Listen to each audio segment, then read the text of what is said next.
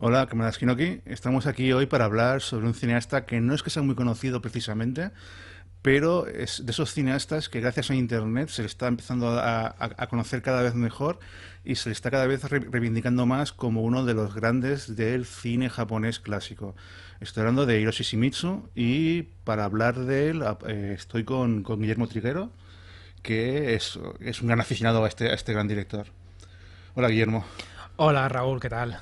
Hola. Pues antes de empezar, el tema, más que hablar de Hiroshi Shimizu de forma general, la idea es hablar sobre las películas que hizo con protagonismo infantil. No son estrictamente películas infantiles en sí, pero sí que muestran, digamos, los protagonistas, incluso la mirada a la hora de reflejar la realidad, es el de los personajes infantiles. Y vamos a hacer dos vídeos. Este primero que es más general, y más general me refiero a que trata la infancia de forma general, y luego un segundo vídeo que son las películas de Shimizu en las que mostró a niños dentro de una institución, que puede ser una escuela, un orfanato, etcétera, ¿no? Y vamos a hablar de tres de sus grandes películas y luego vamos a comentar un poco más brevemente dos más en este vídeo de hoy. Pero antes de empezar con estas películas, sí que voy a hacer un poco de introducción a lo que sería Hiroshi Shimizu. O sea, quién es y cómo es su cine, justamente porque al ser un cineasta tan poco conocido, creo que es necesario un poco, hacerse un poco de idea de cómo es su cine, ¿no? Bueno, Hiroshi Shimizu es un cineasta que hizo cine entre el 24 y el 59. Se supone que hizo en esos 35 años aproximadamente unas 160 películas, que es una burrada. Es cierto que las películas de Hiroshi Shimizu son películas muy sencillitas, muy pequeñitas, y para pero es un cineasta que, aunque no sea muy popular, sí que estaba muy bien valorado entre sus colegas, ¿no? Hay dos frases que tengo aquí apuntadas. Una es de un tal Kenji Mizoguchi, ese desconocido Kenji Mizoguchi, ¿no? Prometedor, es un cineasta con un futuro prometedor por delante. Que maestro de cine clásico japonés, maestro del melodrama y del cine de geisha, etcétera, etcétera, etcétera. O sea, uno de los tres grandes, y que dijo: la gente como Zu y yo hacemos películas con trabajo duro, pero Shimizu es un genio. Y luego otro director, un tal Yasuhiro Ozu, o sea, otro de los tres grandes entre, por decir, populares, ¿no?, del cine japonés clásico, dijo: no puedo filmar películas como Shimizu. Eh, Me quedo con un Ozu porque para conocer un poco, para entrar en el cine de Shimizu, es mucho más fácil compararlo con Ozu que no, por ejemplo, con Miyazaki, que es un cineasta, Mizoguchi. con Mizoguchi, perdona. Perdona, Con Miyazaki está claro que es difícil de comparar, por motivos obvios, pero... bueno, la infancia Sí, sí. están los dos. Pero sí, con Mizoguchi es muy diferente, pues hace un tipo de cine muy distinto, pero con Ozu sí que hay ciertas conexiones, además de que eran muy buenos amigos, Ozu y Shimizu.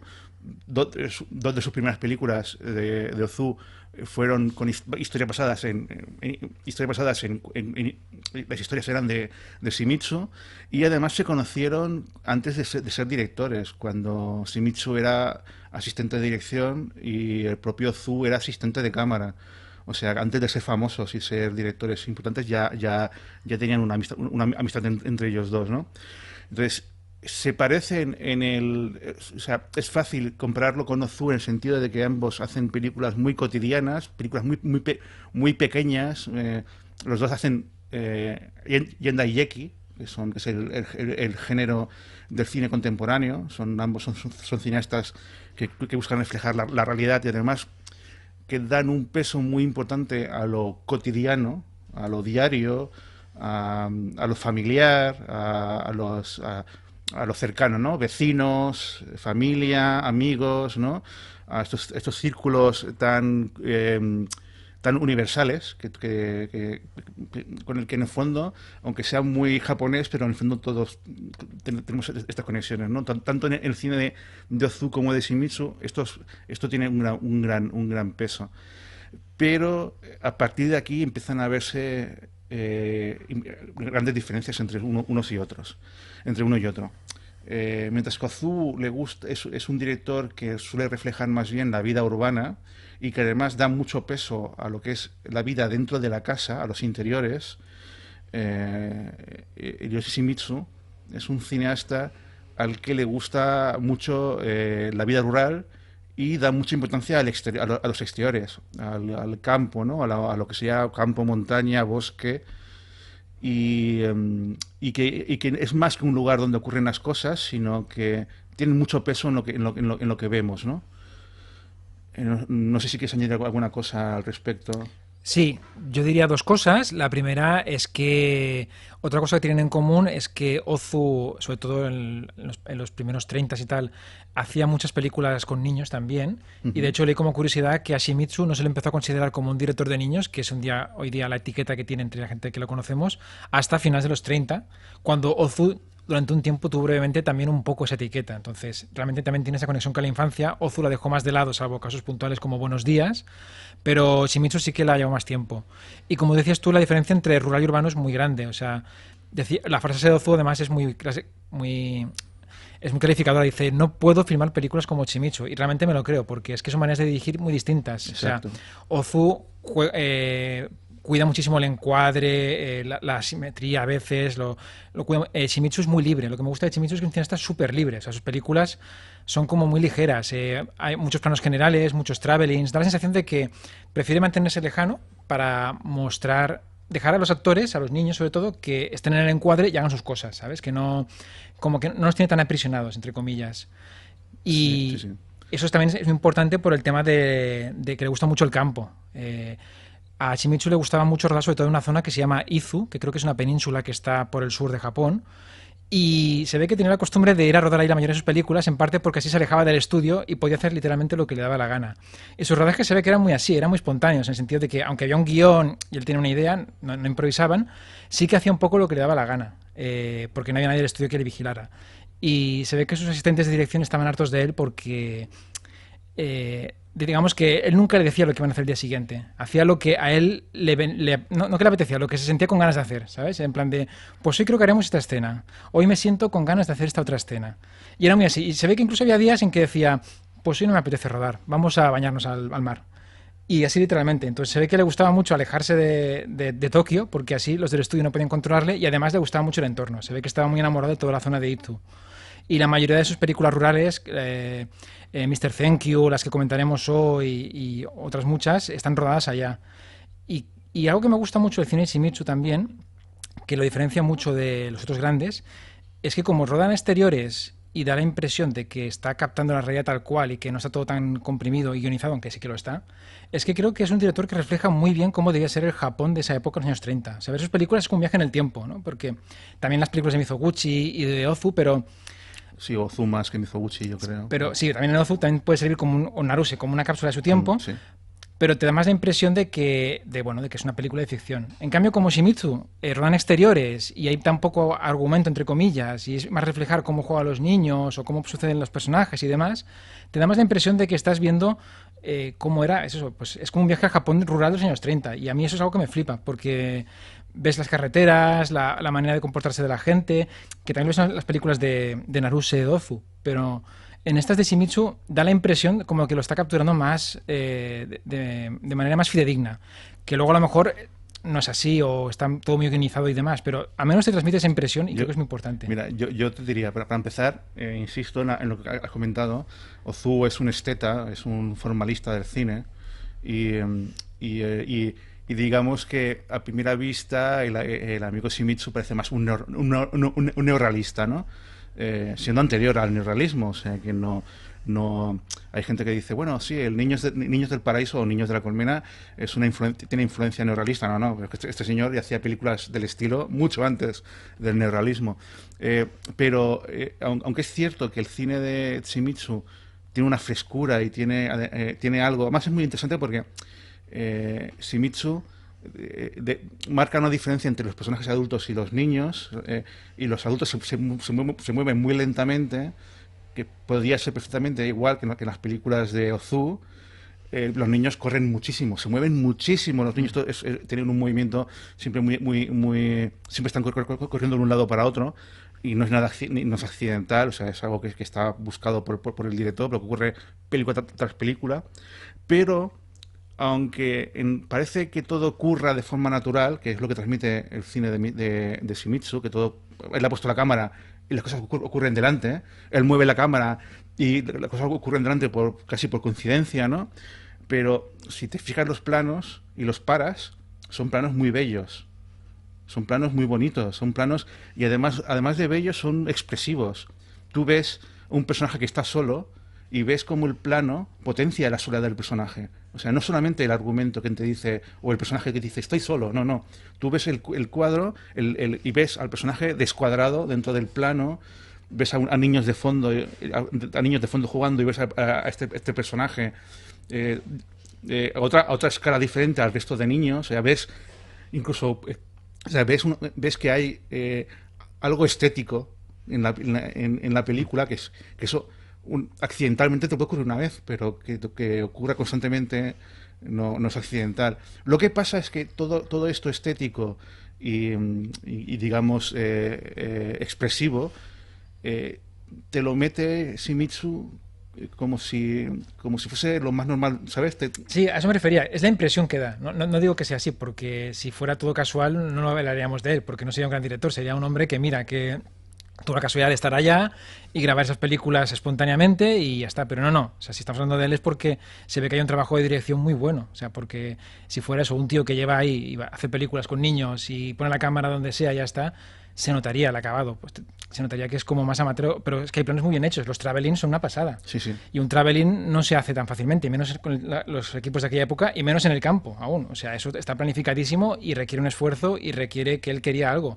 Y en sus películas los travellings, los ejemplos que se ven, no son de esos espectaculares, pero ves que están muy bien hechos, que tienen un propósito y que quedan genial. Entonces se nota que hay un trabajo, y aunque él transmite esa sensación de como de informalidad, de los rodajes que tienen un poco también esa fama dentro del estudio, ¿no? De que ese hombre es un poco que va ahí y hace sus cosas por su cuenta y a saber cuándo vuelve, en realidad es un poco también, no sé si pose, pero en realidad realmente sí que había un trabajo detrás y el tío tenía una sensibilidad muy marcada hacia cómo transmitir eso, pues la belleza, la espontaneidad, la frescura, etcétera.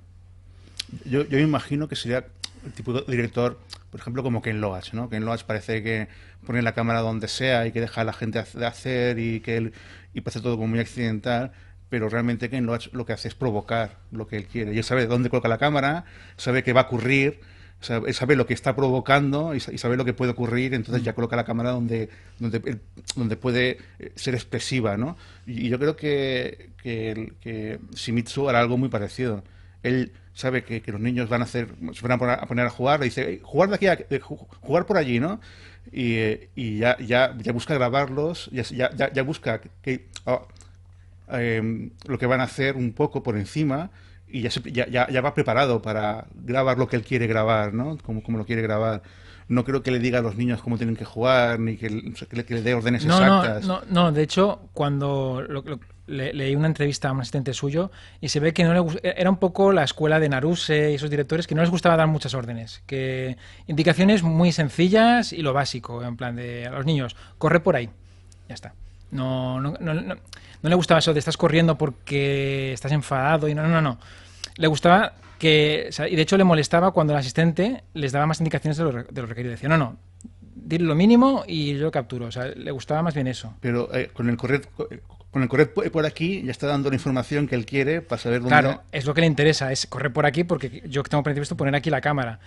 El cómo se comportan lo deja a ellos porque es más espontáneo. Porque sabe que los niños son muy espontáneos. Entonces, si le dice simplemente jugad o correr, ella sabe que será más espontáneo dejándoles hacer a ellos, simplemente indicándoles dónde o jugar con un árbol, que no decirles tenéis que pelearos aquí, luego hacer no sé cuánto, que eso parece muy guionizado. Eso ya lo comentaremos ahora, pero para mí es quizá el mejor director de niños de la historia del cine, sí, o de los mejores. Yo diría que el mejor, en mi opinión. Si no conocéis el cine de Shimizu, pero sí el de Ozu, una película de Ozu que yo creo que adelanta un poco lo que luego va a hacer Shimizu, para mí es He nacido pero, o Sin embargo hemos nacido. El título original es Umarete o Amita Queredo, que es del 32, si no recuerdo mal, creo que es del 32, y que yo creo que de las películas de Ozu, o sea, tiene muchas con niños, pero de todas las que tiene con niños es la que más se parece a lo que luego va a hacer Shimizu. Eso luego lo comentaré, pero a mí, bien, revisionando Niños en el Viento, es que yo creo que el argumento viene a ser muy, muy parecido. Muy parecido. No me adelantaré, pero yo creo que es una idea casi, casi idéntica. Y luego, por dar un par de datos biográficos, estuvo casado con la gran actriz Kinuyo Tanaka, que aparte de ser una de las grandes superestrellas del cine japonés, también fue directora de cine. Hizo 6 películas, dirigió seis películas que además están muy bien y que algún día haremos algún vídeo de ella, seguro. Y es algo que está conectado con Niños de la Colmena o Niños del Paraíso. Es el hecho de que su interés o preocupación por el tema de los niños va mucho más allá de hacer cine desde su mirada, ¿no? Porque eso es lo interesante de Shimizu como cineasta. No solamente que hace películas sobre niños, sino que lo hace reflejando su mirada, su forma de pensar, su forma de ser. De hecho, construye personajes infantiles que están muy bien construidos, porque incluso cuando son obligados a madurar y maduran, y algunos de ellos pueden ser más maduros de la edad que tienen, incluso entonces siguen razonando y comportándose como niños.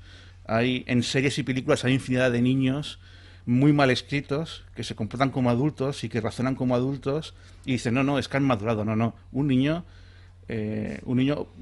por mucho que haya madurado, y eso te lo dice alguien que cuando era niño siempre le decían que parecía un adulto hablando, en el fondo sigue razonando y sigue expresándose como un niño, con algunas cosas de adulto, pero en el fondo sigue siendo un niño. Y eso Shimizu lo sabe reflejar y transmitir muy bien.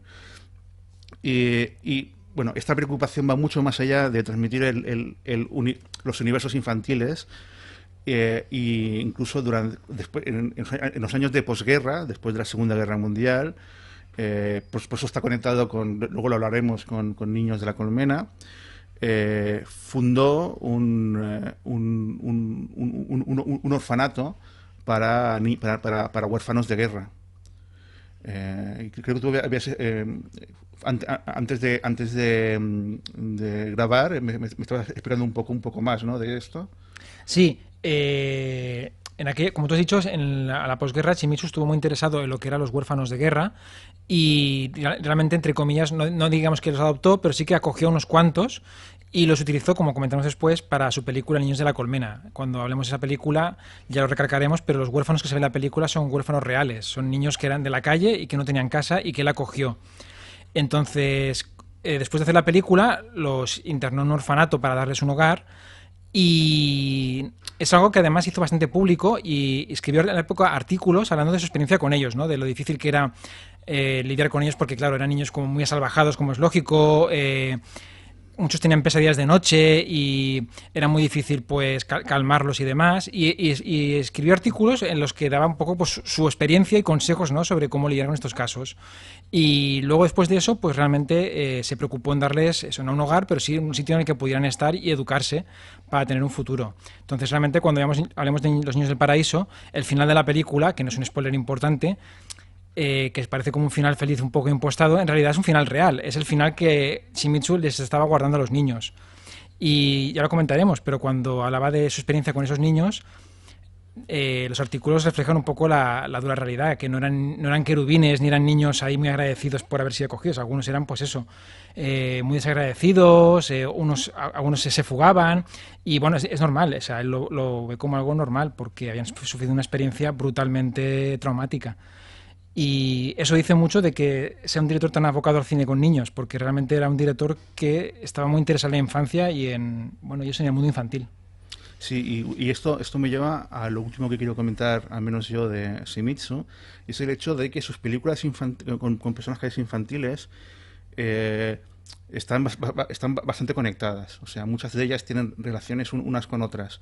Por ejemplo, Niños del Viento y Four Seasons of Children, las dos primeras que vamos a comentar, son los mismos personajes. Están basados en obras del mismo novelista. y son los mismos protagonistas. O sea, se puede entender como Forces of Children podría ser una secuela de Niños del Viento. Y luego, por ejemplo, en la que vamos a hablar hoy de Niños de la Colmena o Niños del Paraíso, tiene dos secuelas, tiene dos películas más que siguen hablando del tema. Pero es que además en la película, en esta película, se menciona Torre de Introspección, que es otra película de Shimizu, que además se menciona varias veces, se menciona más de una vez, y que es una película de la que hablaremos en el siguiente vídeo. O sea que, de alguna manera, las películas de Shimizu tienen conexiones unas con otras. Metacine antes de la posmodernidad. Pero pues así, sí, porque además donde van los niños del paraíso, lo comentaremos luego, es al sitio en el que sucede la torre de introspección. Entonces realmente... Y además me hace gracia porque el diálogo lo que dicen es... ¿Habéis visto una película muy antigua llamada La Torre de Introspección? La película tiene 5 años. Sí. Y estás hablando de ella 60, 70 años después. O sea, una película muy antigua. Yo, jope, pues sí, claro. Y para unos niños de 10 años, a lo mejor. Claro, para esos niños sí, claro. Es una película muy antiquísima, sí. Pero esa manera de ver el cine, de ver como antiguo el cine de hace solo 10 años, como vemos, no es algo de hoy día. Es algo que siempre ha sido así. Los que vemos películas tan antiguas o consideramos tan antiguas de hace mucho tiempo somos minoría y lo ha sido siempre así. Pero me hizo gracia lo de la película antigua. Sí. Yo pensé lo mismo cuando la vi. Y nada, ¿quieres comentar alguna cosa más de Shimizu? No, creo que ya hemos repasado lo más importante. Pues vamos con la primera película, que es Niños en el Viento. Vale, pues Niños en el Viento, no estoy seguro de si es la primera película que hizo él con niños, porque como ha dicho Raúl, dirigió 160 películas, de las cuales la mayoría se han perdido, pero sí que es la primera película, yo diría yo, conocida o que ha llegado a nosotros y que tiene cierta repercusión de Shimizu sobre el mundo infantil. Está ambientada, como todas las que comentaremos hoy, en el mundo rural y habla de una sencilla familia formada por un padre y una madre y dos niños pequeños que son hermanos. Entonces, el argumento es muy sencillo. Simplemente te explica cómo los niños en el día a día juegan con otros vecinos y compañeros de clase hasta que de repente sucede una cosa, y es que en la empresa que trabaja su padre le acusan a él de haber hecho un desfalco o algo, o no me acuerdo, algo así indebido, ilegal, y le meten en la cárcel hasta que se le lleve a juicio y se descubra si realmente pues eso, cometió una ilegalidad o ha sido todo un error. Entonces, eso afecta a la relación que tienen los niños con a sus hijos, con el resto de niños del barrio, porque el resto de niños no se sienten, no quieren jugar con ellos por eso, porque su padre está en la cárcel. Y básicamente el argumento es eso. Parece muy poca cosa, pero es que, como veremos, el cine de Shimizu es, partiendo de una premisa muchas veces muy sencilla, es reflejar la cotidianidad de los niños. De hecho, como pasa en esta y la siguiente que veremos, que es Forces of Children, hay dos mundos paralelos. Está el mundo de los adultos y el mundo de los niños. Y cuando una película normalmente centraría todo el peso en el mundo de los adultos, Shimizu es al revés. Shimizu lo que realmente le interesa es cómo lo del mundo de los adultos afecta al mundo de los niños. Y de hecho, toda esta subtrama del padre y demás está como muy de fondo, porque lo que realmente le interesa es ver cómo los niños siguen adelante y bueno, cómo se toman esto.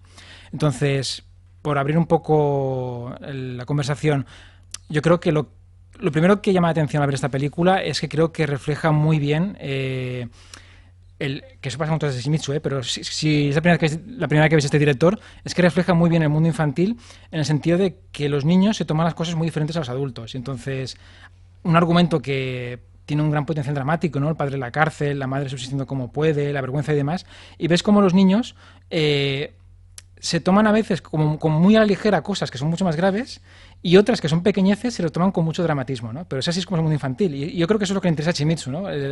La disparidad entre lo que es el mundo adulto, que es lo que nosotros entendemos y que claro, pensamos que deberían comportarse de acorde con la importancia que tienen las cosas, y el mundo infantil, en el que lo importante no está 100% separado del mundo adulto, pero a veces converge y a veces no se separan. Eso se va a ver incluso más todavía en la siguiente película, Forces of Children. Sí. Que luego esto lo vamos a recuperar porque es un tema que ahí se refleja muy muy bien. Aquí la gracia es que, por ejemplo, hay un tema, hay temas de lucha de poderes. O sea, en el fondo el padre es acusado por un tema económico por un vecino, pero justamente el hijo de este vecino le tiene tirria también sobre todo a Sanpei, porque son dos hermanos, uno que es el mayor, que es Zenta, que es un poco el más maduro, el estudioso, el más serio, ¿no? Y luego Sanpei es un poco el más gamberro, ¿no? El que sale a la calle, el que hace un poco de líder del grupo de amigos, el que los llama haciendo el grito de Tarzán, ¿no? Es un trasto, lo que llamaríamos un trasto. No para de correr, es súper activo y tal. Y digamos que el hijo del que ha denunciado al padre, digamos que tiene un poco de manía, tirria y tal, y entonces es como si fuese la enemistad que hay entre padres, también se desarrolla entre niños, pero mientras que la de los padres en esta película tiene menos importancia que, por ejemplo, sí que tendrá en Four Seasons of Children, lo vemos siempre como algo, como una lucha de poderes un poco deshonesta, donde la gente no quiere aparentar lo que, ¿sabes? Donde los conflictos nunca se tratan de forma directa, donde hay una denuncia policial, pero es la policía la que tiene que investigarlo, no hay no se resuelven los problemas directamente. Justamente en el mundo de los niños, esas luchas de poder, esas discusiones, sí que se resuelven de forma directa y clara. Y sí que es una, entre comillas, lucha sincera. O sea, sí que hay quiero que los amigos vayan conmigo, pero que no vayan contigo, ¿no? Ahí sí que hay algo, y que es un conflicto muy directo y que en ocasiones, cuando se resuelve, ¿sabes? No, es que, insisto, esto también se vuelve a ver incluso más todavía en la siguiente película, ¿no? El hecho de que cuando el conflicto entre los niños se ha resuelto, ¿qué hacen? Pues se ponen a jugar. Hemos sido enemigos, nos hemos peleado, al final ha acabado así, pero ¿qué vamos a hacer ahora? ¿Vamos a seguir peleando o vamos a jugar? Pues vamos a jugar, ¿no? Entonces, Shimizu muestra que el mundo adulto y el mundo de los niños tiene conexiones de luchas de poderes y cosas por el estilo, pero que el mundo de los niños es como más sincero, ¿no? Como más transparente, más claro, ¿no? Relacionado con eso, antes comentábamos Ozu y que la película de Nacido Pero tenía mucho que ver con esta. Fijamos la diferencia. De Nacido Pero es una película que va de unos niños que tienen un padre, etcétera, etcétera. Y en esa película el problema es que los niños se avergonzaban de su padre porque presenciaban unas grabaciones caseras que había hecho él en que el padre hacía el tonto y hacía muchas muecas y descubrían que era el payaso de la oficina. Y a partir de ahí perdieron el respeto. Entonces fijémonos cómo en la de Ozu, de nuevo, tenemos el mundo adulto y el mundo de los niños, ¿no? Los niños tienen que entender que en el mundo adulto el padre tiene que comportarse así o es lo que tiene que hacer, pero ahí el conflicto es padre e hijo. Es como los niños le han perdido el respeto y tienen que recuperarlo. En cambio, Shimizu no entra en eso. En ningún momento está el conflicto si los niños creen que su padre es culpable o no. Es que ni lo dudan. El conflicto es solo entre los niños. Sí. Esas son las diferencias entre Ozu y Shimizu. Ozu siempre habla de las relaciones padre-hijo, padre-hija, hermanos. En cambio, Shimizu se queda en el mundo de los niños. Sí. Y es como entre ellos lo resuelven. Entonces es una diferencia y es muy interesante, ¿no? Porque aparte de que en la de Shimizu el conflicto era como más cómico, ¿no? Es los vídeos del padre que había hecho payaso. Aquí es una trama más seria con lo de la cárcel, pero que tampoco le da mucha importancia. De hecho, es que está como muy de fondo. Sí, de hecho, nunca se explica del todo claramente, ¿no? Quien la acusa apenas lo conocemos. Y la resolución es bastante cutre, o sea, es muy de Deus Ex Machina, sí, hay un papel aquí, rápido, ya está. Pim, pam. Sí. Además, un papel que ya se había comentado al principio que existía y que decías tú, bueno, saldrá en algún momento. Sí. O sea, es súper previsible. Es un Deus Ex Machina, además, muy previsible. Eso es algo que me gusta de Shimizu, y es que es un director que se nota que las cosas que le interesan les pone mucha atención, aunque sean irrelevantes para la trama, y las cosas que le dan igual es que pasa por completo. Entonces, un ejemplo, cuando más adelante en la película hay unos tíos que adoptan a Sanpei, que es el protagonista, que es un trasto, y se lo llevan a su casa, ¿no? Porque la madre no puede cuidar de los dos niños. Ahí hay unas escenas muy divertidas en que el niño pues hace todo tipo de trastadas. Se mete en el río en una barquita y casi se le engullen las aguas. Y en cierto momento se quiere unir a un circo. Conoce un circo a un niño, entra en amistad Y como descubre que el circo va a pasar por la casa de su madre, pues dice, me uniré a ellos y así pues volver a casa, ¿no? Y en paralelo, pues sus tíos están buscándole, les llaman y tal. Claro, cualquiera diría, bueno, en algún momento Shimizu mostrará el reencuentro, ¿no? Cómo dan con él, cómo le echa la bronca. Pues no es así, es que si te acuerdas, está hablando con el niño del circo, fundido a negro, y ya pasamos a el niño volviendo a casa de su madre con la tía diciéndole, es un trasto, no lo soportamos más, aquí te lo quedas. Pero ni siquiera nos muestra cómo lo han encontrado, porque a Shimizu le da igual eso. Que lo encuentren los padres en el circo es que le da igual. Lo que le interesa es que veamos cómo el niño entabla relación con el chico del circo, cómo quiere volver a su casa y cómo sus trastadas, algunas veces de trasfondo, en el fondo lo que dejan entrever es que echa de menos su casa. Cuando hay una que es que se sube a un árbol muy alto y su tío se preocupa pues si se puede caer, pero si se sube al árbol es porque quiere ver su casa, porque la echa de menos. Entonces es como te demuestra cómo tras esas trastadas, en el fondo, es la manera que tiene el niño de transmitir pues la nostalgia, la tristeza que tiene. Mira, eso nos lleva a otro de los temas que también están presentes en el cine de Shimizu, que es los cambios en el mundo de los niños. Por ejemplo, se produce un cambio en el momento en que meten al padre en la cárcel. Es un cambio que afecta a sus amigos porque los evitan, pero es que además también es un cambio económico. O sea, la madre no puede mantenerlos y para Sanpei, que es el protagonista y que es el personaje más carismático de la película, porque Zenta es un buen personaje, pero siempre queda un poco oscurecido con Sanpei. Para Sanpei es un gran cambio, ¿sabes? Es otro cambio más, ¿no? Y yo creo que es otro de los temas que se repiten en el cine de Shimizu, el cómo los cambios afectan a los niños, ¿no? Y cómo los niños afrontan esos cambios, ¿no? Y como dices tú aquí, lo que hace es ser un trasto, ser incluso más trasto de lo que ya era, escalando árboles, la escena en la que coge una tinaja de madera y la usa como barco, que es entre divertida, pero al mismo tiempo es como, pero que se va a matar el chaval. Se va a matar. Y yo creo que es algo muy del cine de Shimizu. Esas trastadas son vistas como algo normal de ser niño. Forman parte del ser niño y del aprendizaje, ¿no? Si haces el trasto, si te subes a un árbol y te caes del árbol, pues bueno, te has roto un hueso, estás un tiempo escayolado, pero has aprendido. Forma parte de ser niño. Eso lo veremos en el corto que comentaremos al final, porque es que literalmente es eso, es un corto que va sobre esa idea, con lo de subir al árbol. Y algo que me gusta mucho de cine Shimizu, que yo creo que es de las claves de cine Shimizu, es que refleja perfectamente el mundo infantil. Me encantan las escenas en que juegan los dos hermanos. Hay una escena en que están en casa y juegan a los Juegos Olímpicos y uno hace como que nada y otro te transmite. Tiene una autenticidad, o sea, parece tan auténtico y no niños siendo dirigidos, o sea, que son niños siendo dirigidos, obviamente. O sea, Shimizu les dijo que jugaran a eso, seguro.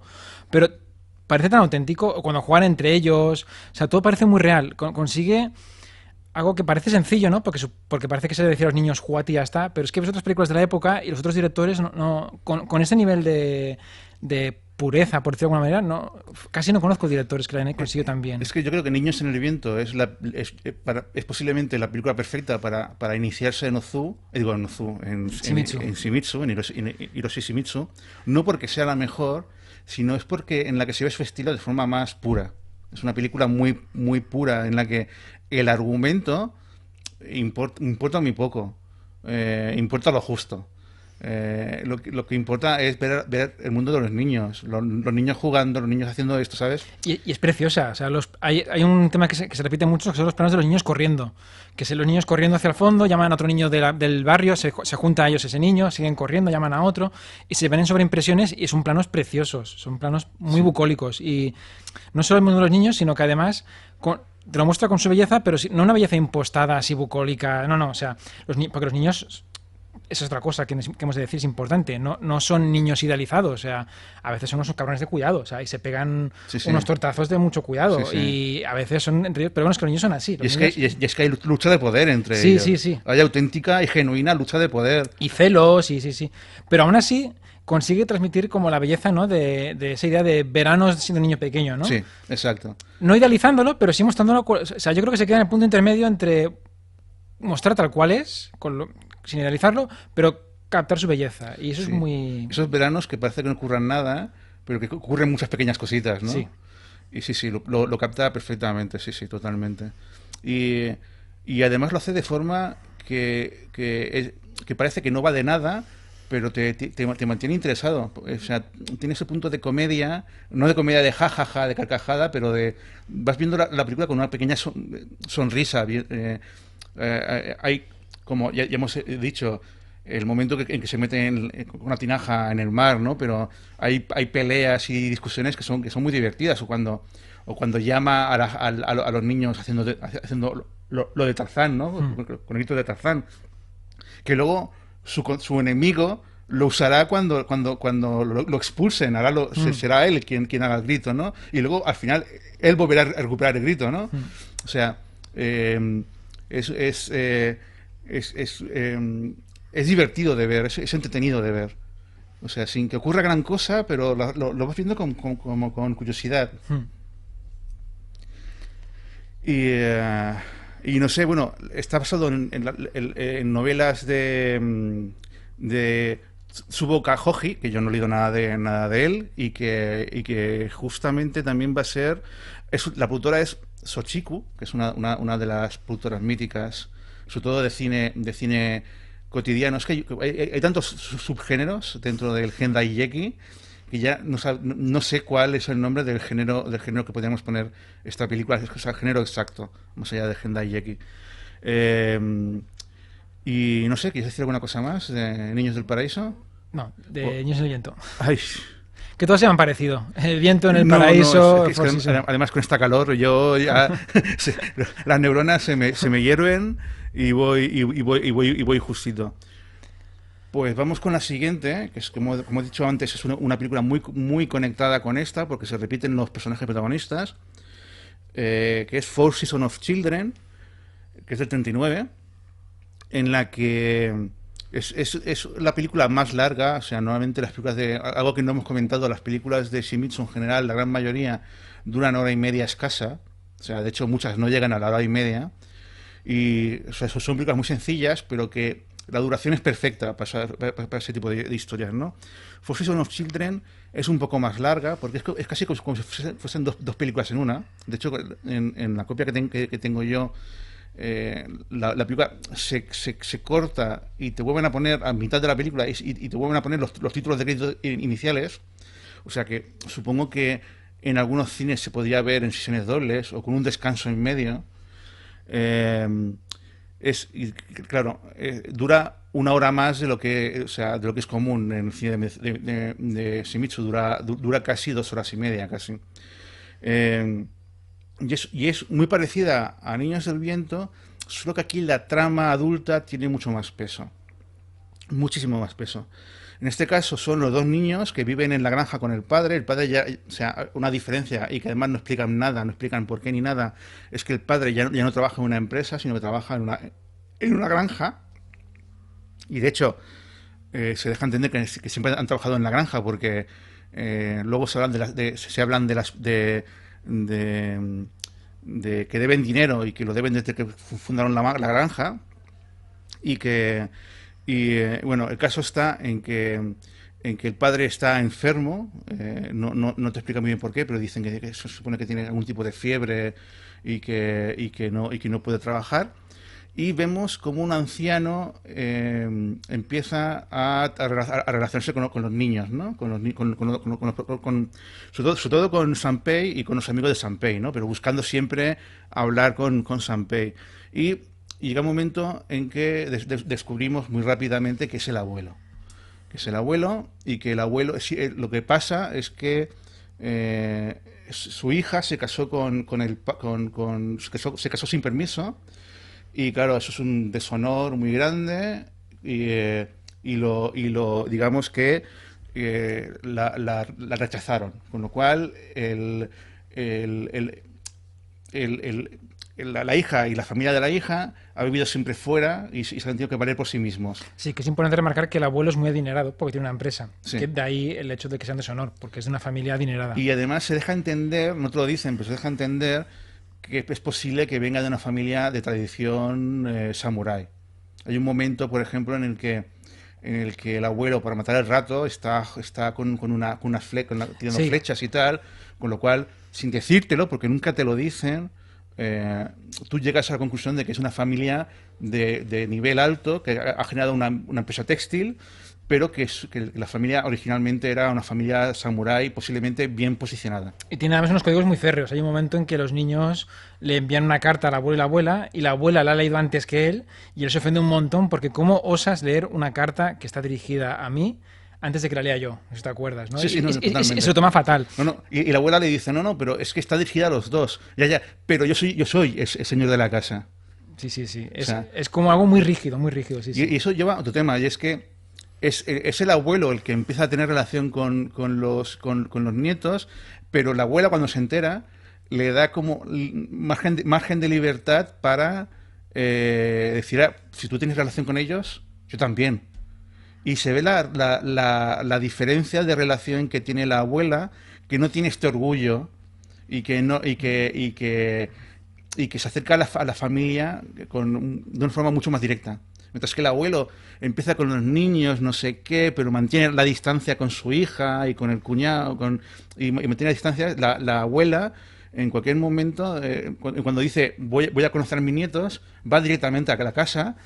Y de hecho, ya te lo decía fuera de cámara, es una escena que a mí me encanta, la escena en la que la abuela llega a la casa y Zenta corre para decirle a su madre que ha venido una señora que dice que es nuestra abuela y tal y cual, y mientras tanto ocurre que la abuela se pone a jugar con Sanpei.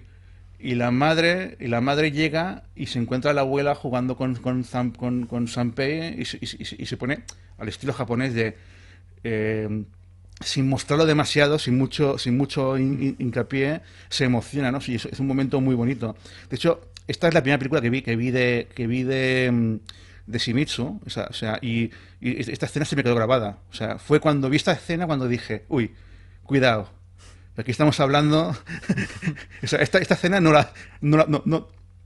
cualquiera la planifica también, no la hace tan sensible, ¿no? Porque a veces una escena así es muy fácil caer en la sensiblería, ¿no? Eso ocurre mucho con Shimizu. Hay muchas escenas que podrían ser sensibleras y nunca cae en la sensiblería, pero sí que tiene mucha sensibilidad. Eh, eh, lo cual, y esto, y- insisto otra vez con el tema de la abuela, el abuelo siempre le marca, tienes que hacer esto, tienes que hacer lo otro, tienes que hacer, pero la abuela siempre al final acaba haciendo lo que le da la gana. Que es algo muy interesante, porque vemos lo machista que es la sociedad, pero que ella tiene un margen para poder decir, bueno, tú dame la orden, yo te digo que sí, y luego hago lo que me da la gana, porque ya a mi edad creo que ya puedo hacer lo que yo quiera. Bueno, esto no lo dice ella, ¿no? Pero tú lo lees. Eh, y está muy bien. O sea, la película, el hándicap que tiene es que aquí se genera una trama porque el dinero con el que formaron la granja es dinero de la empresa que les dio un familiar, no el abuelo, sino otro familiar que digamos que era más comprensible con la boda, ¿no? Que se hubiera casado con alguien que no era deseado por la familia, de origen más humilde, de clase más baja, ¿no? Y que les dio un dinero y que entonces debe dinero a la empresa, y el abuelo, que está otra vez recuperando la relación, quiere cancelar esta deuda, pero hay un socio menor, pero que quiere aumentar su poder dentro de la empresa, que quiere aprovechar esta deuda para hacerle daño al anciano. Quiere hacerle daño y quiere quitarle poder, ¿no? Es como si hubiera visto aquí una posibilidad para ascender, ¿no? Y para debilitar al contrario, ¿no? Otra vez más volvemos a hablar de temas de poder, ¿no? Que se va a volver a reproducir con el hijo de este señor, eh, que también tendrá una pelea de poder con otra vez con Sanpei. Pero aquí sí que se va a ver muy, muy, muy claramente que mientras que el conflicto entre adultos es un conflicto sucio, de manipulación, de jugar al póker, de esconder, sobre todo el malo. De hecho, es de los pocos malos que yo he visto en el cine de Shimizu. Es un malo malo. Es un personaje que te cae muy mal, y que ves como un manipulador, que es un personaje muy negativo, no tiene nada positivo. Y al final se demuestra que escondía una carta, o sea, que estaba entrando en otra empresa, o sea, que estaba también en la competencia también, o sea, algo muy rebuscado. Mientras que el conflicto entre su hijo y entre los dos y los protas es directo, o sea, es una pelea directa, es una pelea de poder directa. Y cuando Sanpei, entre comillas, gana, básicamente ganar quiere decir que la pandilla de críos le siguen a él, básicamente, no significa otra cosa, acepta al niño, que era Quintaro o Quinta, ¿no? No me acuerdo, pero sí, que en lugar de ganado, vete por ahí, es en plan de, bueno, vente a jugar con nosotros. Simplemente. Pero a la primera. Sí, sí, sí. Ya está, yo consigo lo que quería, que era que fuesen a mis amigos, los demás, y era pues únete. ¿Sabes? De hecho, ahí está la gracia de que los padres de Quintaro, o del niño del malo, entre comillas, no quieren que juegue con los otros, los protagonistas, porque están como peleados, pero el niño no quiere, el niño es en plan de, pues es amigo mío, o sea, nos hemos peleado, pero ¿por qué no puedo jugar con ellos, sabes? Y es un poco como el mundo adulto tiene unas normas muy rígidas, ¿no? En plan de, su familia y la mía estamos enfrentados, no te relaciones con ellos, trátelos a casa, pero a ellos dos no. Y los niños en plan de, no, es que es amigo mío, o sea, y al final lo que hacen es que se van todos fuera y pues vamos a jugar a coger, no sé qué eran, unos frutos o castañas en un árbol. Al principio el niño reproducía la enemistad del padre, pero llega un momento en que ya está, en que ya lo hemos resuelto. Sí, sí. O sea, ¿qué más? Sí, sí, sí. Lo que queremos es jugar. Y ahí se ve muy claramente la diferencia entre los dos mundos. O sea, los parecidos, o sea, que hay los conflictos de poder y tal y cual, pero cómo se resuelven mucho más rápido, se resuelve con una forma mucho más transparente y cuando ya se ha acabado, pues ya está, ya no hay que pelearse más, ya está. ¿No? Y también se ve muy bien lo que decías tú de que lo que es importante para los adultos y los niños es diferente. Ya hay una escena que yo lo vi y dije, qué bueno, que es cuando el abuelo reconoce a los nietos y se los lleva y les enseña la fábrica textil, le dice, esto es mío y algún día será vuestro. Entonces, el Rintaro está ahí y lo está escuchando. Y le dice, y entonces el Sanpei dice, y también el caballo, ¿no? Y dice, por supuesto también el caballo, por supuesto, todo lo mío será vuestro, ¿no? Y les enseña la fábrica, y esto será vuestro también, no sé qué, no sé cuánto, ¿no? Y luego el Rintaro el niño, se lo dice a su padre, ¿no? Y claro, que dice, que le quiere dar la empresa a los niños en el futuro, y nuestra familia, ¿qué, no? Es como, al padre lo que le interesa es toda la empresa, todo lo que significa a nivel económico, ¿no? Y al niño, al Rintaro, lo que dice, pero el caballo también es suyo. O sea, lo que al niño le importa es de quién es el caballo, Sí, sí. de quién va a ser el caballo. Y luego había una escena, un detalle que me hace muy divertido, que es cuando el malo va a hacer como un discurso en el que al resto de empleados de la empresa les va a decir que, bueno, que el dinero tiene que recuperarse ya y con intereses y que no es un discurso muy hipócrita, ¿no? Pues el hijo suyo dicen estos niños, hey, mi padre va a hacer un discurso, vayamos todos a escucharlo.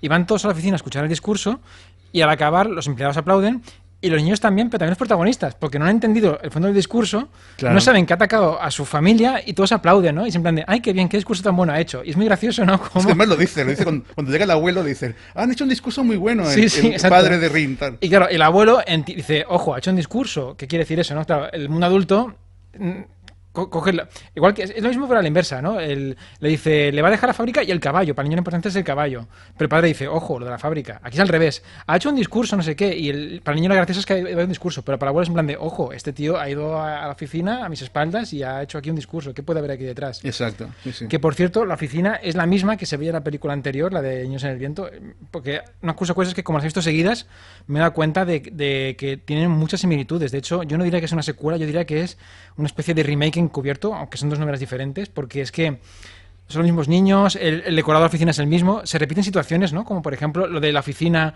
en la primera película es el momento en el que al padre le desenmascaran y los niños están mirando por la ventana. Aquí se repite con el discurso, igual, niños mirando a la ventana, las mismas luchas de poder. Es que era lo que decía yo, que están muy conectadas. Es que más que incluso que remake, que más que secuela, es que conecta las películas, están conectadas. Yo creo que es más bien la idea de, ¿sabes que a los japoneses cuando un personaje les gusta mucho hacen como 1000 secuelas, pero de ese personaje? Había, no me acuerdo el nombre ahora, uno muy popular de los años 60, 70. Doctora San, ¿no era? Sí, sí, ese es, que tiene como 100 películas, es una barbaridad. Sí, sí. Y yo creo que aquí en este caso simplemente los personajes de Sanpei y Senta pues gustaron mucho, o le gustaron mucho a Shimizu y dijo, quiero hacer otra película con ellos. Y la coherencia me la paso por el forro, que ahora está en una granja y siempre está en la granja, o que simplemente es una excusa para mismos personajes y es un poco el rollo Ozu, ¿no? Repetir un poco la misma película Sí. otra vez. Pues yo creo que es Sí, un poco sí. la misma idea. Es en plan de, Exacto. a nadie le importa si son exactamente los mismos personajes o si es un remake o una secuela. Simplemente es, ¿me funcionó Niños en el Viento? Pues voy a hacer una película que sea más o menos lo mismo. Es en plan de la misma escena, la oficina con niños mirando, misma pelea de poder, mismas conclusiones. Además, los niños son los mismos actores, o sea, realmente... Y también la son- madre es la misma actriz, quiero recordar. Sí. El padre no me acuerdo, pero la madre es la misma actriz. O sea, yo creo que es como una manera pues, de hacer otra vez la película, pero coincido contigo, no es tan redonda como Niños en el Viento. Es muy buena, ¿eh? A mí me parece... Sí, sí. Quizá me gusta más que a ti. A mí me parece...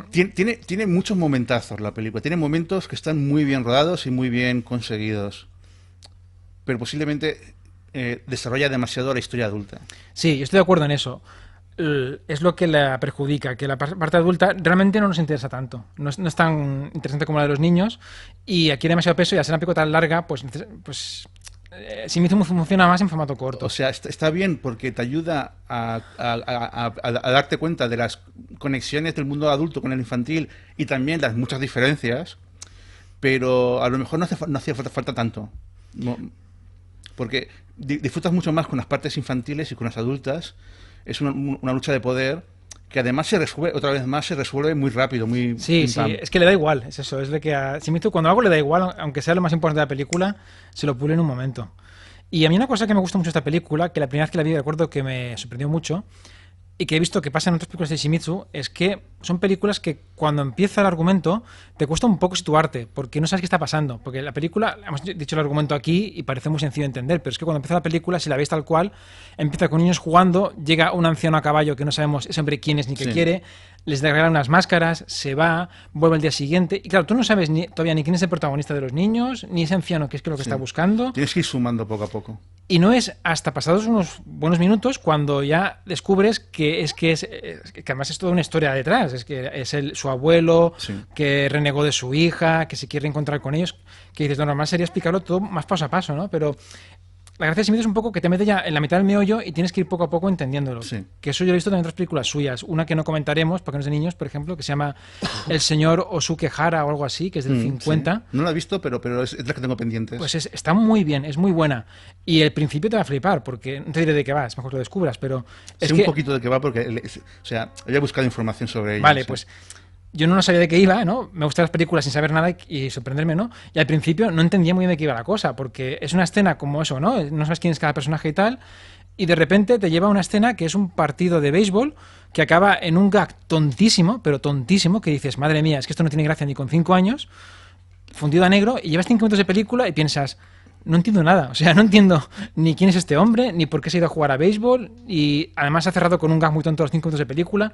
Luego ya, poco a poco, vas entrando y ya entiendes un poco pues la dinámica de los personajes, qué es lo que busca este hombre, qué es lo que quiere hacer, y te vas sumando poco a poco, ¿no? Pero al principio vas muy perdido, y en esta película hace lo mismo, y es algo que es muy bueno de Shimizu, no en todas sus películas pasa, pero en algunas sí, que es, te deja un poco ahí, que vayas tú poco a poco entendiendo de qué va la cosa. Yo creo que lo hace. Lo que pasa es que algunas películas tienen un argumento tan sencillo que tampoco hay gran cosa que explicar. Sí, sí. ¿Sabes? No hay mucho que introducirte. Mientras que en Four Seasons of Children la historia es bastante compleja. Entonces, sí que requiere una explicación amplia. Y tú, claro, lo explicas y ya es un poco rollo explicarlo.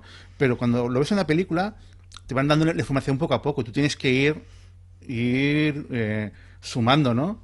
Y que esto es una demostración de que sus películas no son simplemente películas hechas un poco así al tuntún y que puede dar esa falsa impresión, ¿no? Porque son que realmente hay un trabajo de guión, porque la manera como dosifican la información está muy bien hecha, porque te da la información para que estás un poco perdido, pero puedas un poco ir sumándote poco a poco. Exacto. Y luego cuando pasas muy perdido te da un poquito más. O sea, realmente hay un trabajo de guión muy bueno. Sí, sí. E incluso te diría, no me atrevo a decir esto, no me gusta usar esta palabra, pero muy moderno quizá incluso, ¿no? Porque esta manera de dosificar la información, de dejarte que te pierdas un poco y tal, y lo está haciendo el hombre este en el año 39, ¿sabes? Y es una manera que hoy día haces una película y dices, wow, qué moderna, ¿no? La manera de que no entiendas de qué va del todo y luego, pues... Y está muy bien hecho. Sí, sí. Es que, de hecho, a Shimizu es muy fácil menospreciarlo porque parece todo tan sencillo y tan natural y tan... que es muy fácil, a lo mejor, dejarse, por ejemplo, deslumbrar. Por ejemplo, Kurosawa es un cineasta muy épico, visualmente deslumbrante. Es imposible no ver lo bueno que hay en su cine. O Mizoguchi, que O Mizoguchi, Mizoguchi, técnicamente es espectacular. Sí. O sea, tú lo ves y estás flipando. Tiene planos, tiene travelings espectaculares, no sé qué. Por ejemplo, en Shimizu tiene muchos travelings, pero son súper sencillos. Son además muchas veces de seguimiento, que no parecen especialmente espectaculares, pero que quedan de maravilla. Pues en el señor Suzuki Ohara vas a flipar con los travelings. No es que haya muchos, como en tus películas, ¿eh? Hay algunos, o sea, no son muchísimos, pero están muy bien escogidos, pero están muy bien hechos, muy bien hechos. Y al final de la película ya verás, hay una panorámica o traveling de una casa que además tiene una significación extra. Bueno, ya verás, te va a gustar mucho esa. Y el cine de Shimizu, para hablarlo, yo creo que aparte de tener una sensibilidad para lo cotidiano y lo sencillo, aparte tienes un poco que darte cuenta de decir, esto está, qué bien encuadrado está, ostras, qué bien marca las diferencias en un momento de conflicto, qué bien marca las diferencias, las distancias en el encuadre, ¿no? O sea, tienes que darte cuenta, tienes que hacer el esfuerzo de mirar y fijarte. Y luego tiene momentos de poesía muy bonitos, pero que son muy puntuales, que no se le crean ellos. Por ejemplo, hay una escena que me encanta, que es un plano de los niños sentados esperando, que lo que hace es que, para darte a entender el paso del tiempo que siguen esperando, es que hace fundidos en que pasan a estar sentados, un fundido los vemos luego de pie, luego un fundido los vemos más adelante. Explicado así, sin que veáis la imagen, parecerá un poco raro, pero si veis la película, cuando veáis el momento ya sabréis cuál es, y además es que es muy bonito y además no es un tipo de recurso que se usa mucho en la época, es como muy poético, pero queda muy bien. Y solo lo usan en ese momento, pero es el momento en el que hace falta. Sí, tienen momentos muy chulos. Es esta en la que juegan con las carpas, ¿no? Sí. Es que es algo que en una película de Hollywood no lo pondrían porque no aporta nada a la trama, pero se ven varios momentos jugando con las carpas y le da como un tono de momento íntimo, de momento para ellos. Sí. Y nada, ¿alguna cosa más con Four Seasons of Children? No, ya más o menos creo que lo de las carpas es muy bonito, además porque viene el abuelo y además se une a ellos, ¿no? En plan de... Qué guay, ¿no? Es un momento de conexión entre los tres. Empieza Sanpei, luego se une Zenta y luego pasa el abuelo. Es como un momento... Es una tontería que dices tú, ¿pero qué? Pero es un momento de comunión entre los tres. Pero sí, parece una tontería, pero eso sirve para que con el abuelo tengan como algo en común. Pero bueno, esa es la gracia de Shimizu, ¿no? Estos pequeños momentos y tal. Pues, si te parece, vamos con la siguiente, que es además la que está considerada hoy en día su película más popular, ¿no? Más conocida. O menos desconocida. Sí, de esto ahora lo comentaremos porque es su película más conocida, aunque quizá no es la más representativa, creo yo, pero eso ya lo comentaremos si estamos de acuerdo o no. Se trata de Los Niños del Paraíso, también conocida como Los Niños de la Colmena. Quizás mejor que la llamemos Los Niños de la Colmena porque Los Niños del Paraíso también es una película de Marcel Carné. Bueno, y también hay una iraní también con un título parecido. Esa no la conocía. Entonces hay muchos Niños del Paraíso, pero de la... Son tres obras maestras con un título pues, parecido. Entonces es un título que no puedes fallar. Si queremos hacer películas con niños ya sabemos qué título ponerle. Entonces, muy sencillo el argumento. La película se rodó en el año 48, la posguerra en Japón. El país estaba arrasado, la industria cinematográfica le costó mucho arrancar. Estaba la ocupación americana, que además restringió mucho el tipo de cine que se podía hacer en Japón. Por ejemplo, no les dejaban hacer películas sobre samuráis o temas míticos legendarios por miedo a que eso revivara otra vez el espíritu nacionalista. Y los directores hacían películas, pues eso, de las ruinas de la posguerra y, bueno, no había estudios casi, pues películas en las ruinas, ¿no? Que comentábamos también antes que esto alguien diría, la influencia del cine neorrealista italiano en el cine japonés de la posguerra, ¿no? Pero en realidad Shimizu está haciendo lo mismo de siempre, simplemente que en vez de hacerlo en el campo, en la zona de Itsu, la hace en Hiroshima o en ciudades destruidas por la guerra. Pero aún así le da mucho peso a lo rural también. Sí, es que Shimizu no puede evitar ir al campo siempre, sí. El argumento simplemente es un soldado que ha vuelto de la guerra, es un soldado joven que ha perdido a sus familiares, es huérfano, y se encuentra con un grupo de niños que viven en la calle. Y entonces el soldado pues está buscando un poco como a dónde dirigirse, qué hacer con su vida, ¿no? Y los niños pues deciden seguirle y entonces él decide llevarles hacia un centro, que es el centro que hemos aludido antes, que sale en la película de Shimizu llamada La Torre de Introspección, que es un centro para integrar o educar a niños de la calle o con problemas. Y básicamente es el camino que emprenden hacia allá. El argumento no es más que eso. Entonces, ¿qué hay detrás de ese argumento? Como decíamos antes, los niños que se ven en la película son huérfanos de verdad, a los que Shimizu acogió, dio papeles en la película, los estuvo cuidando. Bueno, mejor dicho, tenía un asistente que los cuidaba y que era quien le tocaba lidiar con las rabietas y los problemas que obviamente tendrás con niños que son huérfanos y han tenido una experiencia traumática brutal. Y básicamente el argumento es solo eso, no hay más. Es el camino que hacen hacia allá, tienen escenas muy chulas que ahora comentaremos, pero el argumento es ese. Sí, Entonces, básicamente el soldado dándoles clases de moralidad, porque sí, no quiere entrar en el mercado negro, y les dice de trabajar honestamente y estas cosas. sí, exacto. Sí, Y sí. básicamente es eso. Que Sí, no lo he sí. dicho, los niños estaban compinchados con un hombre que los utilizaba para trabajar en el mercado negro, ¿no? Y el soldado como que les da a entender que eso no son esto y que tienen que seguir un camino más, eso, pues más recto, ¿no? Y bueno, pero son detallitos, simplemente es para dar un poco, eso, que haya alguna enseñanza, ¿no? Pero bueno, Sí. básicamente va sobre eso. Entonces, es la película más conocida a día de hoy de Shimizu, yo creo que por varios motivos. El primero es que es una película que impacta mucho, Sí. porque ves las ruinas de Hiroshima, ves a niños huérfanos de verdad, además. Incluso la historia en sí es más impactante que lo que suele ser. Normalmente son niños jugando y ya está. Aquí no, aquí los niños que están jugando son huérfanos, Sí, sí. ¿sabes? De la guerra. Entonces eso te golpea, te toca más, yo creo. Tiene alguna escena que ahora comentaremos, como la que se ve ahora en pantalla, que es súper impactante, Sí, que brutal. es devastadora, es de esas que te dejan nudo la garganta. Entonces, es una película que yo creo que es otra que es muy apropiada para empezar en Shimizu, porque con las otras películas de él puede suceder que algún espectador diga, es que no pasa nada, ¿no? O que esas películas en que hay poco argumento, hay gente a quien le cuesta un poco entrar.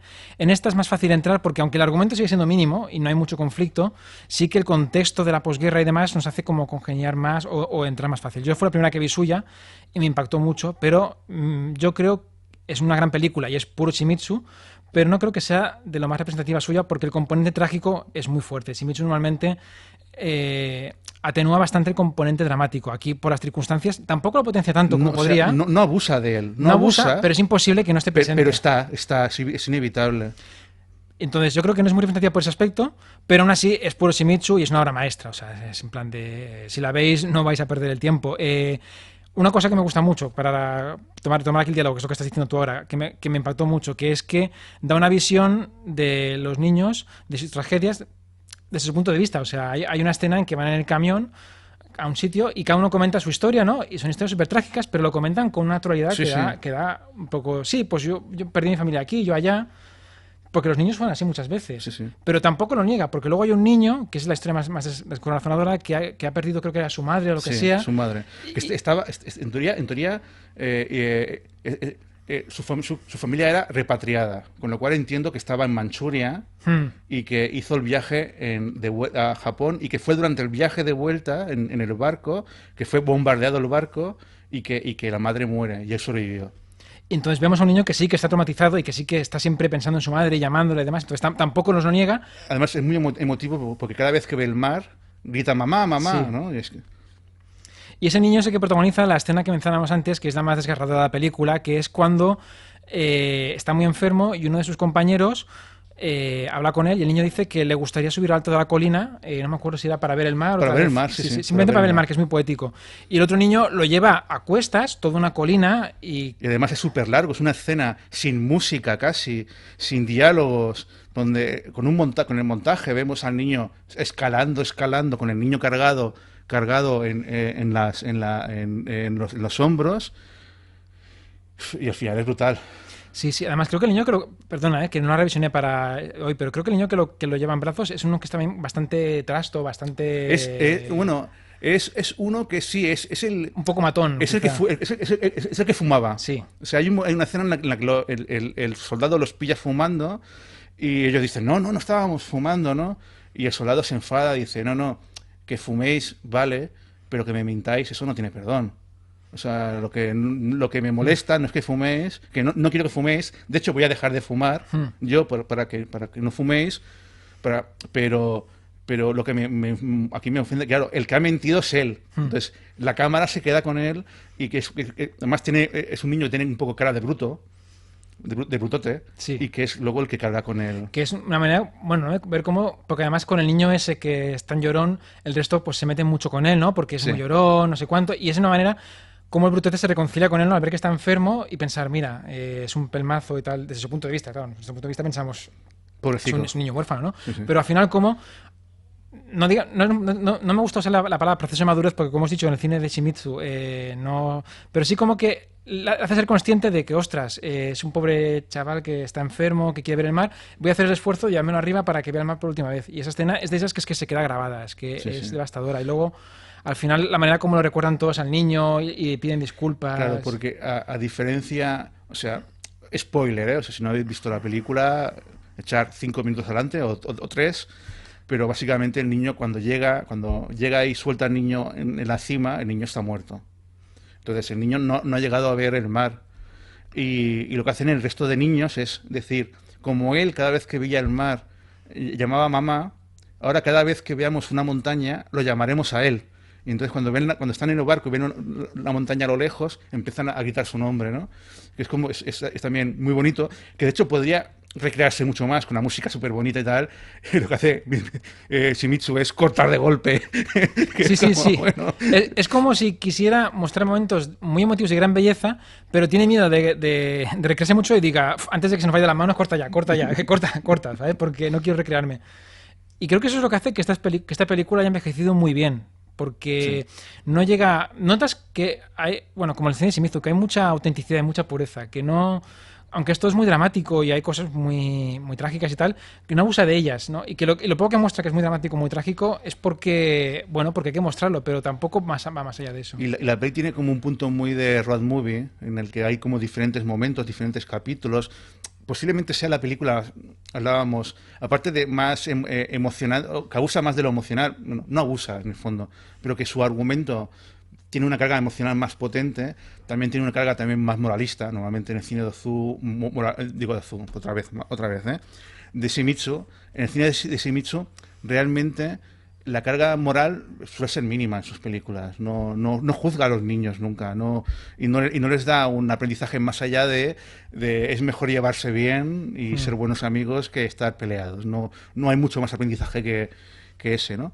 Y en esta película sí que hay el soldado que durante el viaje quiere dar enseñanzas a los niños, ¿no? Entonces sí que tiene una carga moralista mayor que otras películas de Shimizu. Pero está muy bien el hecho de que sea un poco road movie, que tiene como pequeños momentos muy bonitos. También está el encuentro con la chica, Sí, me olvidaba de ella. Sí, sí. que es un personaje secundario pero que tiene importancia porque justamente se lleva al niño que llora por la madre muerta, se lo lleva durante un buen tiempo. Y es una chica joven que también está sola, también se ha quedado sola, que intenta sobrevivir. Te das cuenta que no solamente los niños de la calle lo tienen difícil para sobrevivir, sino también hay una chica joven, pero que tiene ya 20 años, 20 y pocos años, también tiene dificultades para sobrevivir, ¿no? Y cómo incluso cuando... Otro spoiler más, pero aquí vamos de spoiler a spoiler y tiro porque me toca. Cuando al final se dan cuenta en que se está prostituyendo, bueno, que va... de hecho, la película es como si empezara a hacerlo, ¿no? Eh, eh, los personajes no la juzgan. Ella cuando ve a los niños de lejos y al soldado de lejos huye, corre, y ellos la persiguen, pero la persiguen para darle la carta del niño que había muerto, Mm. que le había escrito a ella, porque había una conexión entre ellos dos. No hay ningún momento de juzgarla a ella, por ejemplo. Está sobreviviendo. La película no hace nada, es ella la que siente vergüenza. Pero ni el soldado ni los niños tienen ningún problema con ella, no hay un juicio, ¿no? Y, que hay como mucha conciencia de la situación es esta, hay que sobrevivir y no somos quienes para juzgar lo que hacen otros para sobrevivir. Nosotros que queremos seguir el camino correcto porque creemos que es lo mejor para nosotros, pero eso no nos puede llevar a juzgar a otras personas. Es que incluso aceptan al cojo, Sí, que es como el malo, sí, pero sí. incluso lo aceptan a él, ¿sabes? Sí, sí, que es algo que me gusta mucho el cine de Shimizu, que realmente no es un director de moralejas o de ideas como o sea, sí que hay ideas, pero están muy de fondo, ¿sabes? O sea, puedes vivir sin ellas, básicamente. Y en este caso sí que se sobreentiende por el contexto de la época que sí que hacía falta meter algunas ideas de este tipo o enseñanzas, entre comillas, y también el final feliz, que es un poco quizá un poco, no irreal por el final en sí, sino el plano es como muy feliz todo y demás, pero también yo lo veo que es como un mensaje de esperanza para Sí, la época. Es un plan totalmente. eran años muy chungos, entonces hacía falta un poco, después de todo lo que hemos visto, un poco un plan de, bueno, venga, esperanza de que podemos tirar adelante. De hecho, yo esta película la proyecté hace tiempo, hará unos 3 años o algo así, 3 o 4 años, con público. eh, y la película impactó, o sea, fue un impacto. La gente que vino a verla estaba todos como, uff, que, y te digo que nadie pensaba, ay, qué bonita en el sentido de qué alegre y positiva. No, no, al contrario, ¿eh? Era qué dura que es este baño de realidad con un Japón de posguerra, ¿no? Porque además se siente, ¿no? Cuando cuando están en Hiroshima y vemos zonas que están totalmente en ruinas, ¿no? Eh, Además, incluso cuando están en la ciudad, no vemos el ciudad en sí, sino vemos muchas veces como escampados, ¿no? Como zonas industriales medio abandonadas. Eh, no es La esperanza está en la lucha por sobrevivir, ¿no? Claro, y al final porque van a la torre de la introspección y los niños, un montón de niños recoge a los protagonistas, ¿no? Los aceptan, ¿no? De una forma súper idealista, ¿no? Porque sabemos que cuando llegan niños nuevos van a haber conflictos nuevos siempre. Sí, sí. Pero sí, es evidente que la película busca transmitir un mensaje positivo y sobre todo el final de ilusión. Pero que toca y se siente realista todavía hoy en día, ¿eh? Sí, sí. Es eso de que podríamos, desde nuestro punto de vista, podrías juzgarlo como eso, como demasiado idealizado, pero notas que es como una catarsis, ¿no? Como que es necesario, ¿no? Como que Sí. después de lo que has pasado realmente lo necesitas y si entiendes un poco el contexto de la época y todo lo que has visto, pues es algo que dices, es que hace falta. Y es que aunque la película no ponga el dedo en la llaga de lo emocional, de lo duro que es lo que decimos, los niños cuentan sus historias de forma muy natural, excepto la historia del niño que llora por la madre, el resto eh, se plantean sus propias historias con una forma muy poco dramática, ¿sabes? No lloran por sí mismos, ¿sabes? Solo piensan en sobrevivir, ¿no? Y ves a los niños que se suben a un coche prometiendo que van a trabajar y luego se van corriendo, ¿no? Son unos pillos, ¿no? No buscan el rollo de, pobrecito de mí, ¿no? No, pero aunque la película no abuse de esa parte emocional, de ese mensaje, tú eres consciente de que eso está ahí, de que está presente, de que están luchando por sobrevivir, que estos niños pueden llegar a hacer lo que fuese por ir tirando y que la vida de estos niños es muy dura. O sea, aunque la película no abuse de eso y además no lo haga queriendo, o sea, que es un deseo del director querer tratar el drama con sensibilidad, pero sin sensiblería, eh, el drama tú lo sientes, y la película te llega en ese sentido. Por eso no es la típica película de Shimizu, porque Shimizu normalmente los conflictos son más suaves, son más cotidianos, es más lo cotidiano. Incluso los dramas adultos que son más serios, ¿no? De ir a la cárcel o de acabar en la quiebra y no sé qué, no son importantes. Lo importante es el mundo de los niños. El mundo de los niños lo que importa es de quién es el caballo. ¿Sabes? Que nosotros un poco como que es una tontería. O si nos dejan jugar en el columpio. Sí. ¿Sabes? El drama es si Sí, podemos sí. jugar en el columpio, ¿no? Entonces, y yo creo que Shimizu explica mejor ese jugar en el columpio o de subirse al árbol. Explica mucho mejor lo que es Shimizu que no el gran drama de los huérfanos. Pero que está muy bien. Es una película que igual que Niños en el viento es la película perfecta para iniciarse a Shimizu en cuanto a entrar en su mundo. Esta, Niños del Paraíso o Niños de la Colmena, es la película perfecta para entrar en Shimizu si lo que quieres es, quiero ver una película que sé que me va a gustar, que sé que me va a gustar para luego querer entrar más en su mundo. En ese sentido, Niños de la Colmena es una peli que sabes que te va a gustar, porque tiene ese puntito de drama, tiene no sé qué, te engancha, te emociona, te hace sentir cosas. Entonces es una película que la pones y sabes que quien la va a ver le va a gustar sí o sí, y va a ver lo bueno que es. Normalmente, Shimizu cuesta ver un poco su brillantez. Es lo que decía antes, ¿no? Tienes que fijarte o tener una sensibilidad especial para lo cotidiano, ¿no? En esta no, en esta es evidente, las virtudes se ven a primera vista. Sí, sí, coincido contigo. Y no sé, ¿alguna cosa más de No, yo por mi niños? parte no.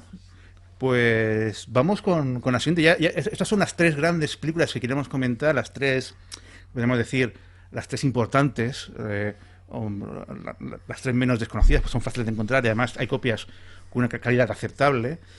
Pero vamos con las dos, un largometraje y un cortometraje, que son un poco menores, pero que también conectan con estas tres películas que hemos hablado, ¿no?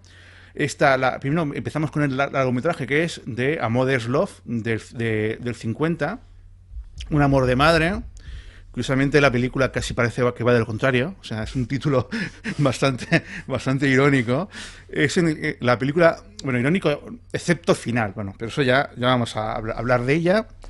Es una película mucho menos conocida. De hecho, la película solo se cuenta con subtítulos en inglés, al menos hasta ahora.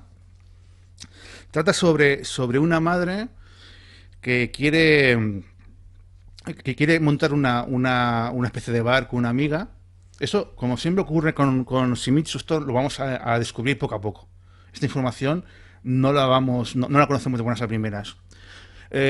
Y lo que está haciendo, tiene tres hijos, dos niños y una niña pequeña, y lo que hace es volver al pueblo de donde ella vino, donde ella se crió, que hace años que no va, o sea, no va desde que era casi una adolescente, para dejar a familiares y conocidos a sus hijos, para poder trabajar en el bar este que va a montar con su amiga.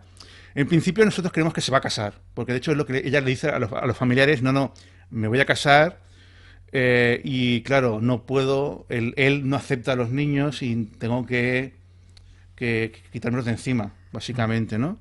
O sea, no lo dice así, pero el mensaje básicamente es este, ¿no? Y además, cuando va a ver a su hermano, que hace años que no lo ve, que le dice, claro, sí que claro, no sé, porque como cada niño es de un padre distinto, o sea, ya te venden la idea de que es una mujer que ha tenido varias relaciones, o sea, sin decirte, sin profundizar, que ha tenido varias relaciones que nunca han funcionado bien y que en la familia es vista como una mujer casquivana, ¿no? Podemos decir, con vida alegre, etcétera, etcétera, ¿no? Eh, el problema está el que el hermano acepta a un niño y se queda al final con la niña pequeña y va a quedarse con el niño mayor, pero el niño mayor tiene un pequeño problema y es que se mea en la cama. Y por eso, por esa razón, bueno, que para mí no sería una razón para no aceptar a un niño, porque a un niño que se mea en la cama, se le puede enseñar a dejar de hacerlo, no es ningún drama, pero como se mea en la cama, no lo aceptan y se quedan con la niña pequeña. Entonces luego van a otro familiar y finalmente se queda con el mediano. Y al final, pues es qué hace la madre con el niño mayor que se mea en la cama y nadie lo acepta, ¿no? En estas, durante el viaje conocen a un tipo que le gusta hacer dibujos, porque dibuja a la madre. Además, a la madre los niños hacen una cosa muy rara, la llaman tía, y eso es porque básicamente ha sido una madre ausente que nunca estaba en casa. Incluso lo explican, no, mamá, si os iba a trabajar y no venía hasta la noche. Pero que quién nos cocinaba, no, la vecina nos cocinaba, la vecina que era amiga y nos cocinaba la vecina. Lo cual es una madre ausente a la que los propios niños no reconocen como madre. O sea, es ella tiene que decir, no, no soy la tía, soy la madre, ¿no? Eh, eh, Luego se reencuentran con este dibujante en un hotel en el que están cuando a ellos los van a echar. Este señor dice, no, que se vengan a mi habitación y que duerman y que se queden aquí. Está la madre enferma, con lo cual no puede viajar para quitarse de encima al niño. Y lo que hace es que viene a visitar la amiga con la que va a montar el bar. Y bueno, básicamente empieza a haber química entre la amiga y el dibujante. Y básicamente la película se acaba con el último intento, cuando ella se recupera. hace amistad con una gente de un circo y tal, bueno, con actores, básicamente porque les da fuego y los trata bien y ya está. Se los encuentra en el viaje, van a la montaña, se los encuentra y finalmente lo que hacen es el último aquí ya spoiler total, aquí es el final de la película, pero es importante explicarlo por el propio título de la película, Mother's Love, un amor de madre. Al final se lo van a dar, le van a dar al niño a la señora que cuidó a ella cuando era una niña, que ahora es una anciana, que no es ni siquiera familia, o sea, simplemente es la cuidadora que tenía alguien de clase más baja de lo que era su familia, que no era precisamente de clase alta, precisamente.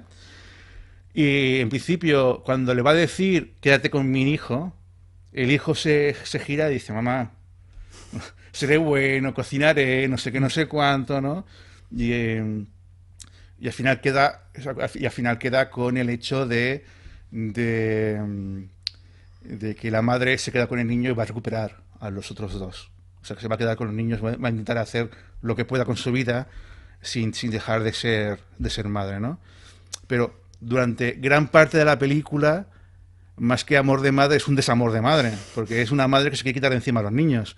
Y además una madre en la que vemos que los niños no tienen mucha conexión con ella, porque nunca ha sido la cuidadora, nunca ha sido la persona que les ha dado cuidados, ha cocinado para ellos, ¿sabes? No ha ejercido nunca un rol muy maternal. De hecho, la película es muy interesante porque el último plano de la película es el niño, se van a dormir y el niño se levanta de la cama, porque está en la cama, se levanta y sale para hacer pipí fuera. ¿Y es? Lo primero que tienes que hacer para no dormirte en la cama cuando eres un niño es hacer pipí justamente antes. Es como si sin decirlo nos dijera, no, va a aprender a dejar de mearse ¿sabes? Como sin decirlo, ¿no? Como al estilo Shimizu, ¿no? Que dice las cosas sin decirlas, ¿no? Es una película menor en comparación con las otras tres, pero sigue siendo una buena película, sigue siendo tengo el día con Ozu, ¿eh? Un Shimizu interesante. Es que yo creo que un director que todas sus películas parecen menores y que no lo son en el momento en que entras en ellas y te das cuenta que es grande, pues vas a decir, película menor de Shimizu, pues no, no, casi no puede existir porque todas son menores pero grandes, ¿no? En su manera, ¿no?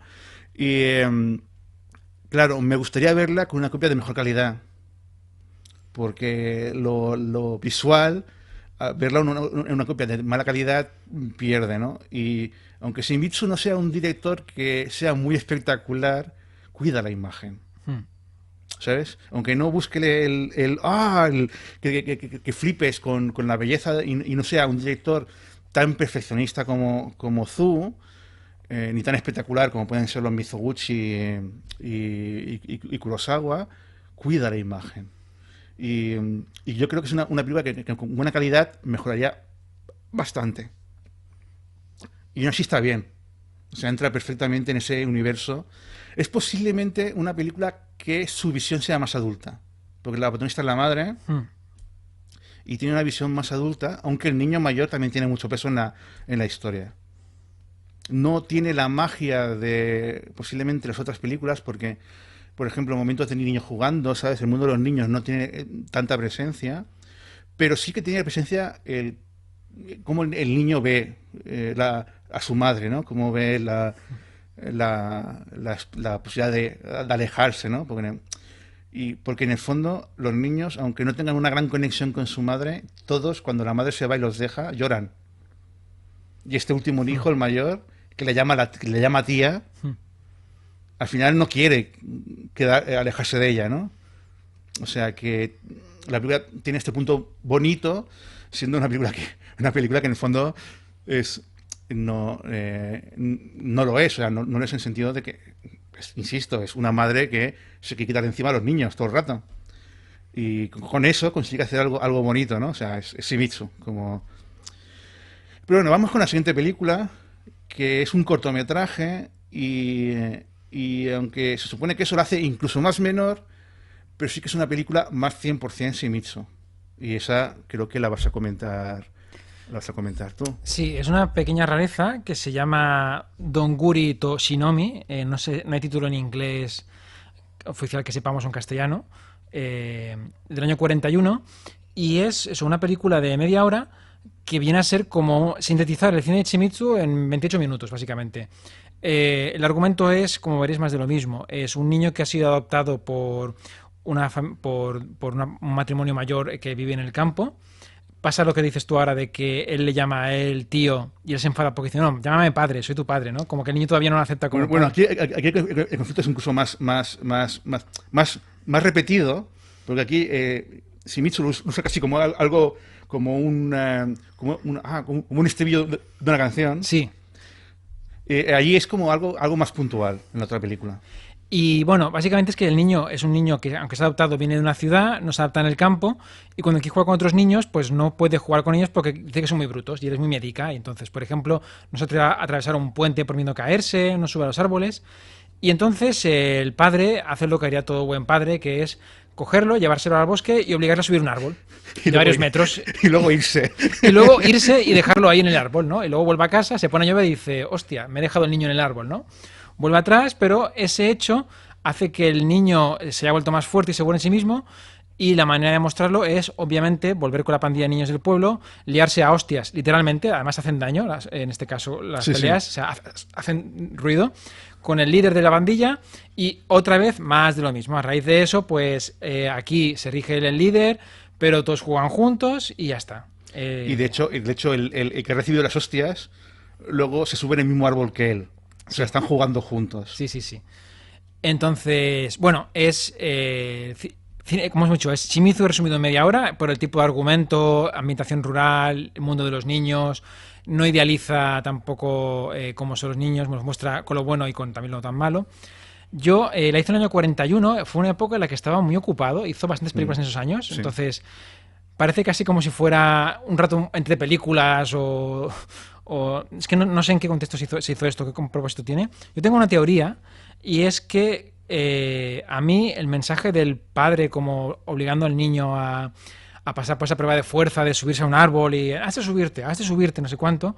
No sé si sería quizá un mensaje, sabes que en aquella época había muchos cortos de propaganda militarista con mensajes muy así.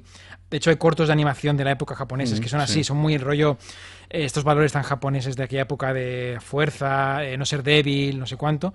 No sé hasta qué punto quizá no sería un corto que se hizo quizá para, no diríamos propaganda bélica, pero sí un poco encaminado a transmitir el tipo de mensaje propagandístico a transmitir a los niños. Ya te digo, yo he visto películas de dibujos que son así. No lo sé porque eso o sea, el padre este que le dice que se suba al árbol, a mí sinceramente, yo lo estaba viendo, estaba pensando, es como mi padre, Sí, ¿sabes? No, o sea, me pareció muy universal. sí, no, Universal es quizás un poco desconfiado por el contexto de la época y porque son cortometrajes, ¿sabes? No puedo evitar pensar, ¿y esto a qué viene? ¿Sabes? O esto qué propósito tiene. Incluso en internet, buscando opiniones y tal, había gente que directamente la mencionaba como una película en la que Shimizu hacía un poco como de, no propaganda bélica, pero un poco el tipo de mensajes que se querían transmitir. No sé hasta qué punto esa gente lo decía porque tenía más información o era un poco que también tuvieron esa impresión. Yo no lo sé, lo dejo aquí en el aire. Es que yo tengo dudas porque a mí es que me pega mucho con lo que es Shimizu, porque sí, aquí el padre se involucra, se mete y tal y cual, sí que tiene un punto, digamos, autoritario, y como que... Pero en el fondo esto de que los niños tienen que subirse a los árboles, tienen que hacer el burro, tienen que pelearse, y que forma parte del mundo de los niños, y que Sí, sí, tiene que ser así, es puro Shimizu, sí, es sí. puro Shimizu, están todas Sí, las sí, películas de Shimizu. eso no lo descarto, es simplemente que quizá al dar más énfasis a eso es como Shimizu en plan de, bueno, venga, por cumplir hago una película de mi rollo, pero le doy un poco más de... Porque aquí tiene más peso, el mensaje del padre es muy explícito, el padre adoptivo es muy explícito, ¿no? En plan de, has de ser fuerte, has de ser valiente, has de pasar por esta prueba. Te digo, no lo sé, es una teoría, simplemente mirando información en internet me hizo gracia ver que otra gente también lo comentaba, entonces, si más de una persona nos ha dado esa impresión, quizá puede ser o quizá no, pero bueno, al menos, ya digo, quizás por el año en que se hizo y el hecho que sea un cortometraje que nos hace ser un poco, buscarle tres pies al gato, pero bueno, ahí No dejo lo sé, caer. no lo sé. En todo Yo, caso, está muy bien. yo es que como me recuerda tanto a mi padre, Sí, sí, pensé, pero no es descartable, o sea, que refleje una realidad universal no quita que en este contexto se adecue con el mensaje que se quiere dar a los niños, que haya padres muy brutotes en plan de te has de caer, te has de hacer daño, te has de subir a un árbol, los niños tienen que jugar y pelearse, no sé cuánto. Además en la película, si te fijas, se pone a jugar con niñas en sí, cierto momento, ¿no? Y sí, sí, es como un deshonor, dice, un hombre no juega con niñas. sí, sí, Que a mí todos esos totalmente. mensajes en las otras películas de Shimizu quizás sí que están, pero muy de fondo, ¿no? En las otras de Shimizu los niños nunca juegan con niñas. Pero en ningún momento ningún personaje dice explícitamente a un niño no juegues con niñas. Aquí, al ver a un personaje que está dando esos mensajes de forma tan explícita, aquí, no sé, quizás son esas cosas las que me hacen pensar un poco en plan de que quizás sí que hay un mensaje más buscado, no lo sé. No lo sé. No sé. Pero está bien que lo comentes, está guay. También es cierto que la época dorada, o la época, o mejor dicho, la época que mejor conocemos del cine de Shimizu es justamente esta de finales de los años 30, principios de los 40. Con lo cual es justamente la época esta imperialista más potente.